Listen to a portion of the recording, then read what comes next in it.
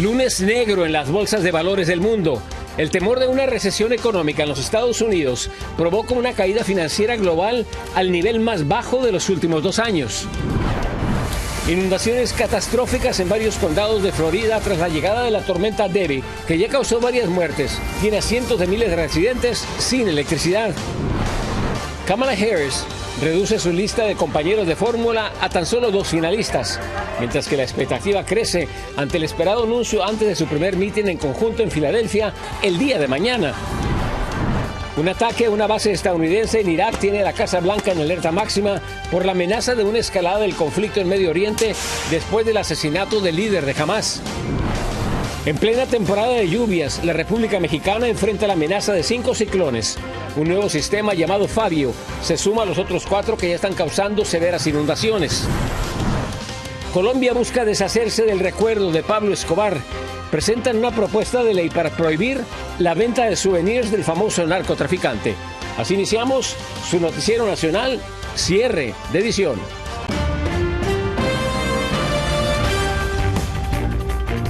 Muy buenas noches, bienvenidos a su noticiero nacional, cierre de edición. Gracias por estar con nosotros. Les saluda José Armando Ronstadt. Iniciamos con lo siguiente. Le llaman lunes negro en la economía global.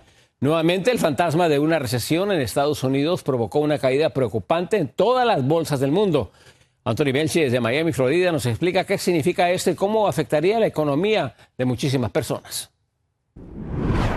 Los principales mercados bursátiles han amanecido desplomados en todo el mundo, desde México a Japón pasando por los Emiratos Árabes, y todos apuntaban a un común denominador, el temor que Estados Unidos caiga en una recesión. Como se sabe, a través del Producto Interno Bruto, es el indicador que mide la riqueza de un país. El Producto Interno Bruto se mide cada trimestre y si tenemos el Producto Interno Bruto en negativo de forma consecutiva, entonces eso nos dice que la economía está en desaceleración. Es decir, en recesión, un temor que se ha apoderado durante todo el día de los pasillos de Wall Street, y eso afectaría directamente a la riqueza de los hogares, menos capacidad de ahorro y aumentan las posibilidades de perder el empleo. Los últimos datos de empleo ya lo reflejan, solo se agregaron 114.000 puestos de trabajo en julio, casi la mitad de lo promediado en los últimos 12 meses. Además, la tasa de desempleo aumentó al 4,3%, su nivel más alto desde 2021. Desde los 80 para acá, y siempre hemos estado en, no sé, entre el 3 y el 5%. Hoy en día, con toda esta crisis, estamos en el 3%, 2.8% en algunos sitios, estamos en lo que se llama pleno empleo. Pero esas cosas pueden cambiar y pueden cambiar muy rápido. El deterioro del mercado laboral se interpreta, según los expertos, como una amenaza para una economía que ha estado luchando contra la inflación, con las tasas de interés más altas en 2 décadas, lo que también ha provocado el debate sobre si la Reserva Federal ha mantenido sus intereses más tiempo de lo debido. Todos estamos esperando con ansiedad que vengan unas tasas de interés mejores, porque si vas a empezar un nuevo proyecto y lo vas a financiar, los costos de financiamiento del proyecto son altísimos en este momento. Por eso, la gran duda es si la Reserva Federal va a mover ficha rápidamente o va a esperar a septiembre, cuando ya por ese entonces podría ser ya demasiado tarde. ¿Va a esperar al 18 de septiembre, a la próxima reunión oficial, para recortar tasas, o va a ser lo que es una reunión emergencia y para intentar sostener la bolsa y el colapso? También otras de las preocupaciones es si la Casa Blanca está controlando al máximo esta situación para las elecciones de noviembre.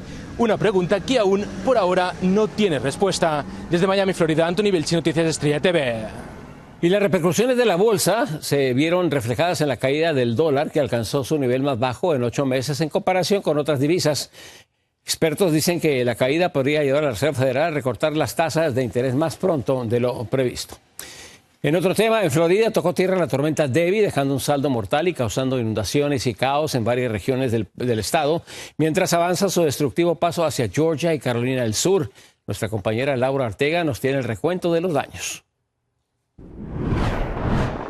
La tormenta Debby azotó Florida con lluvias torrenciales y fuertes vientos, provocando al menos 4 muertes y dejando más de 300.000 personas sin electricidad en Florida y Georgia. La tormenta cobró hasta el momento la vida de 4 personas, la mayoría de las muertes en accidente de tráfico por carreteras mojadas, y un joven de 13 años de edad quien perdió la vida cuando un árbol cayó sobre su casa móvil. Sarasota fue una de las ciudades costeras más azotadas por la tormenta, pues recibió casi el doble de la cantidad de lluvia pronosticada, dejando comunidades completamente bajo el agua. Otra fue la comunidad del condado Taylor en Steinhatchee, que sufrió inundaciones y provocó evacuaciones, y se les advirtió a los residentes a no regresar a sus hogares hasta que fuera seguro. Además, las intensas lluvias y vientos provocaron la cancelación de al menos 1.600 vuelos desde o hacia la Florida. Debby tocó tierra como huracán de categoría 1 en la costa oeste de Florida. Desde entonces se ha ido debilitando. Sin embargo, la amenaza continúa para los estados vecinos de Georgia y las Carolinas. So we're going to see the center of the system just crawl along the southeast coast of the United States for 2 to 3 days. This is going to result in a prolonged extreme rainfall event with potential for catastrophic flooding across coastal portions of Georgia, South Carolina, even extending up into North Carolina. Ahora los residentes del estado de Georgia se preparan para la inminente llegada de Debby. Las autoridades han declarado estado de emergencia y un toque de queda que entró en vigor este lunes y que durará hasta las 6 de la tarde del martes. This type of rain hovering over us, coming with the intensity that they tell us that it's coming, it's going to catch a whole lot of people by surprise. So we're trying to make decisions that will help you to be safe. Para Noticias Estrella TV, Laura Ortega. Y mientras el huracán Debby azotaba a Florida, la Guardia Costera realizó un impresionante rescate en la costa de Boca Grande. 2 marineros fueron salvados en la costa suroeste de Florida luego de que su barco perdiera las velas a causa de los fuertes vientos.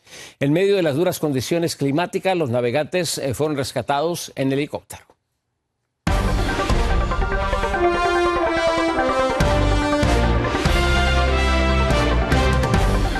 Se reduce la lista de candidatos para acompañar a Kamala Harris en la búsqueda de la presidencia de este país.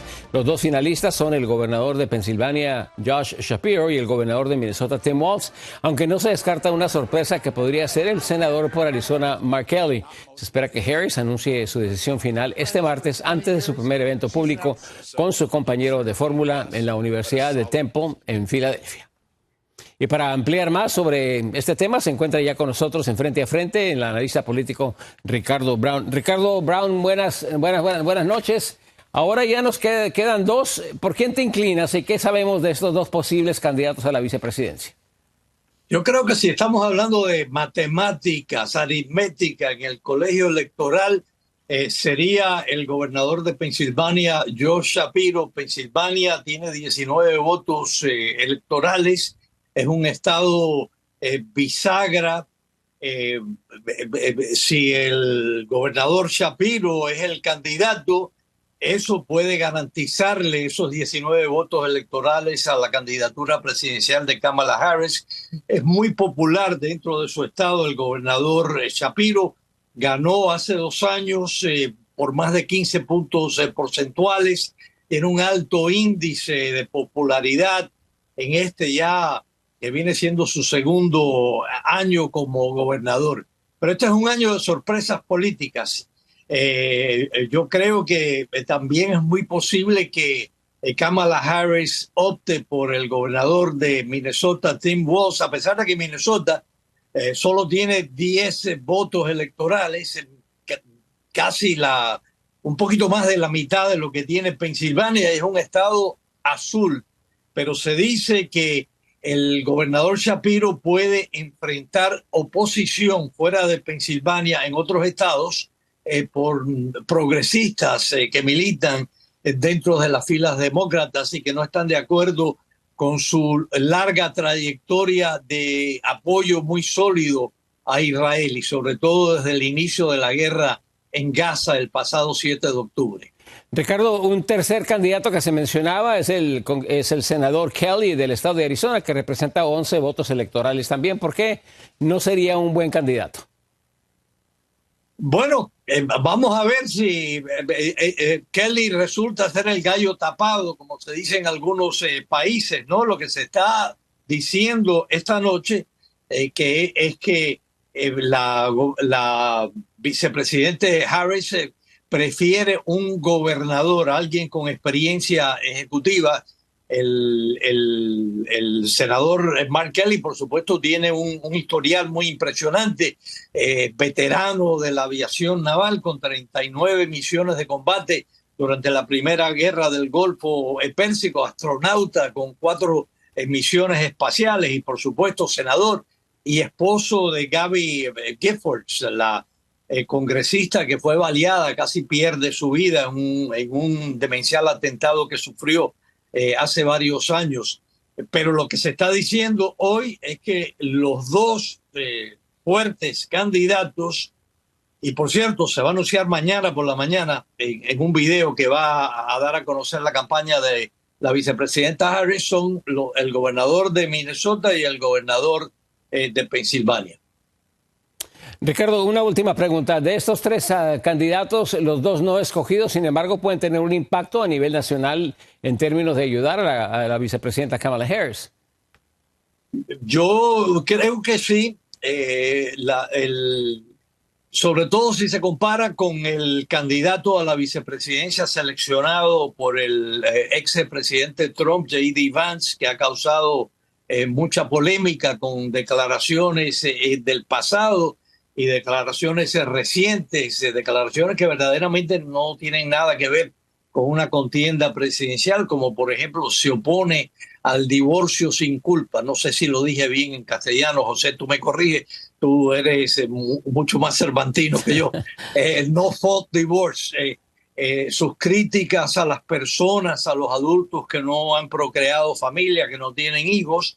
El candidato a la vicepresidencia puede ser un factor muy importante en estas elecciones. Bueno, vamos a ver qué sucede mañana. Don Ricardo Brown, muchísimas gracias. Muy acertado, como siempre. Buenas noches. Gracias, José. Muy bien. En otra información, la Corte Suprema rechazó la solicitud del estado de Missouri para bloquear la sentencia de Donald Trump y la orden de silencio impuesta en su caso en Nueva York por pagos a la actriz porno Stormy Daniels. Missouri argumentó que estas medidas violaban los derechos de los votantes a escuchar a Trump, pero la Corte Suprema decidió no intervenir. ¿Qué significa eso? Que la orden de silencio va a seguir vigente. Una breve pausa, regresamos con más noticias. Los invitamos a que se queden con nosotros.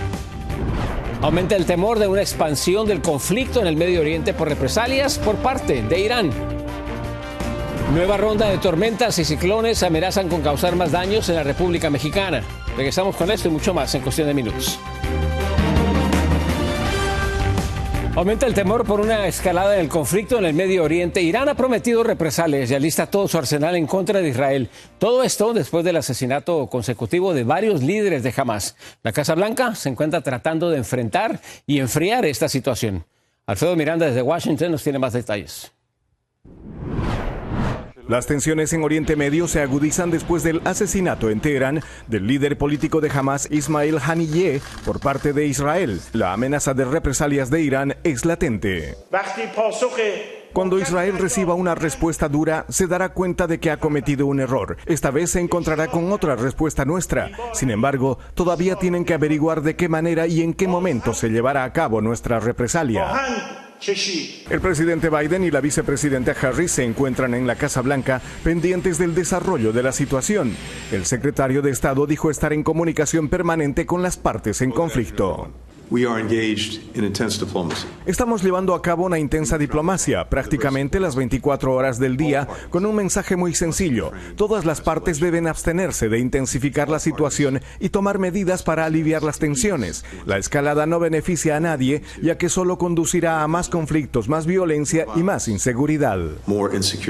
El asesinato israelí del líder de Hamas descarriló las negociaciones de un alto al fuego en Gaza, propuesta por la administración Biden, y abrió las puertas a la escalada de tensiones que podría derivar en un conflicto a gran escala.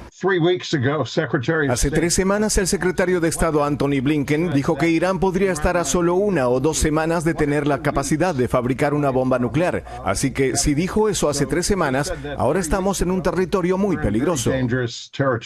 El ministro de Defensa israelí se reunió con comandantes de la Fuerza Aérea y les dijo que se preparen para cualquier cosa, incluida una rápida transición a la ofensiva defensiva, añadiendo que Israel sabe cómo tratar con Irán, tanto defensiva como ofensivamente. Por su parte, el gobierno iraní responsabilizó a Estados Unidos por las acciones israelíes. El gobierno de los Estados Unidos ha hecho todo lo posible para ayudar a Israel a cometer crímenes de guerra y genocidio contra el oprimido pueblo palestino. Le corresponde al gobierno de Estados Unidos hacer una presión efectiva sobre Israel para detener el conflicto y detener la masacre israelí.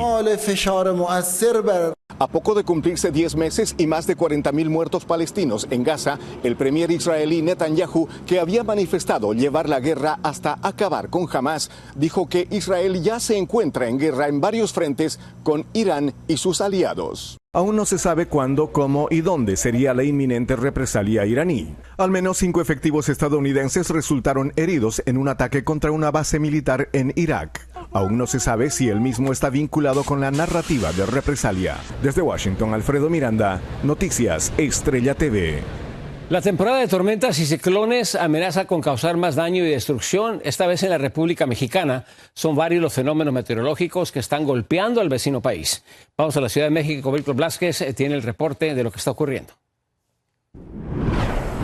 En plena temporada de lluvias, 5 ciclones están acechando México. Este lunes 5 de agosto, en el Océano Pacífico, la Comisión Nacional del Agua confirmó la formación de un sistema de aguas llamado Fabio, que va a provocar lluvias intensas en cuando menos 4 estados de la República. Un posible ciclón tropical se localizará al sur de las costas del Pacífico Central mexicano.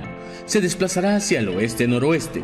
Su circulación originará lluvias fuertes a puntuales muy fuertes en Nayarit, Jalisco, Colima, Michoacán y Guerrero. Pero en el mapa meteorológico también se encuentran otros 4, Carlota, Daniel, Emilia y Debbie, que ya han provocado inundaciones severas en la parte sur y centro del país principalmente. Lugares como la Ciudad de México, que sufrieron en la temporada de estiaje, ahora se ven inundadas en algunas colonias, provocando la pérdida de bienes. Me quedé sin cama, sin televisión, sin nada. El agua nos llegaba casi aquí, oiga.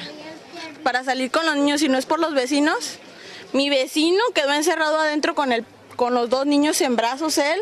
Para salir ahí tuvimos que hacer fuerzas y de puro milagro salió el hombre, ni para comer. Lo poquito que teníamos ya. La temporada de lluvias y ciclones que inició el pasado 15 de mayo se espera concluyan en noviembre. Sin embargo, existen factores que pueden hacer que se prolonguen unas semanas más. Tenemos muchos árboles caídos, muchos cortes de luz, muchos cortes de cables. Les pedimos a la ciudadanía paciencia y que si no tiene para qué salir a la calle, que nos aguante un poco lo que es en su casa, en lo que restablecemos lo que es la ciudad. Las autoridades meteorológicas han asegurado que esta temporada de huracanes y ciclones podría ser de las más intensas en algunas décadas. Incluso han pronosticado hasta 13 huracanes, de los cuales 4 o 7 podrían alcanzar una categoría mayor. En Ciudad de México, Víctor Blázquez, Noticias Estrella TV. Impulsan una ley en Colombia para detener la venta de artículos e imágenes alusivas al narcotráfico. Se lo explicamos al regresar.